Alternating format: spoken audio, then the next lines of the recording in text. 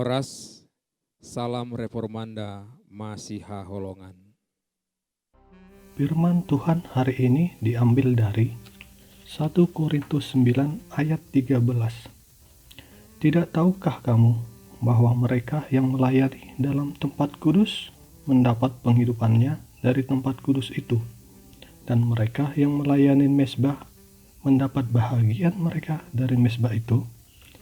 Hak dan tanggung jawab adalah suatu hal yang tidak dapat dipisahkan.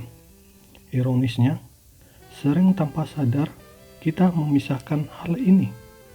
Kita lebih mengutamakan apa yang menjadi hak kita dan melupakan apa yang menjadi tanggung jawab kita. Bahkan bisa saja terjadi kita mengabaikan dan meniadakan apa yang menjadi tanggung jawab.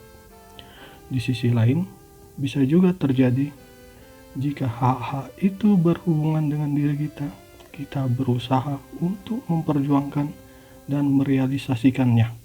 Tetapi jika berhubungan dengan orang lain, kita mendiamkan dan mengabaikannya. Sebagai orang Kristen, Paulus mengingatkan jemaat Korintus untuk bertindak adil. Paulus mengajarkan agar pengikut Kristus memperhatikan hak dan tanggung jawab, bahkan harus bisa melangkah ke arah yang lebih baik lagi, yakni mengedepankan tanggung jawab dan membelakangkan haknya. Melalui nats ini, Paulus mau mengingatkan jemaat di Korintus untuk memperhatikan kehidupan para pelayan firman. Mereka yang bekerja harus makan dari apa yang mereka kerjakan. Itulah bagian mereka.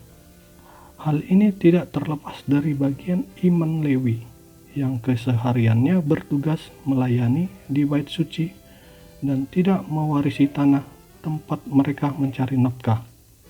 Mereka mendapat bagian dari persembahan jemaat yang dibawa ke bait suci. Secara sederhana, nats ini mau mengatakan setiap orang berhak atas upah yang telah dikerjakan atau dihasilkannya. Ini adalah prinsip. Selanjutnya, hal yang prinsip ini perlu dituangkan dalam hal yang teknis, sehingga segala sesuatunya dapat ditempatkan secara benar dan proporsional atau ada aturan main. Dengan demikian, kehidupan ini dapat berjalan dengan teratur dan seimbang. Lebih jauh lagi, nats ini juga mengarah kepada persekutuan yang lebih indah, harmonis, dan hidup di mana masing-masing anggota bertanggung jawab dan ambil bagian di dalam persekutuan, sehingga anggota yang kuat dan yang besar akan melindungi anggota yang kecil. Yang besar tidak berlebihan dan yang kecil tidak berkekurangan. Amin.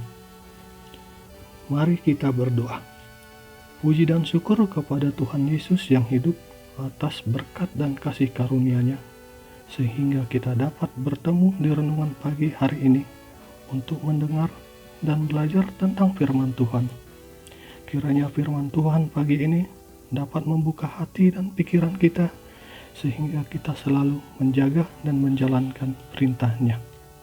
Tuhan, pagi ini kami akan melanjutkan aktivitas kami masing-masing. Berkatilah setiap jejak langkah kami, dan lindungi kami dari segala mara bahaya, dan selalu ciptakan suasana hati yang gembira untuk kami semua. Melalui anak-Mu Yesus Kristus, kami berdoa dan berucap syukur. Amin. Demikian renungan kita hari ini. Tuhan Yesus memberkati. Amin.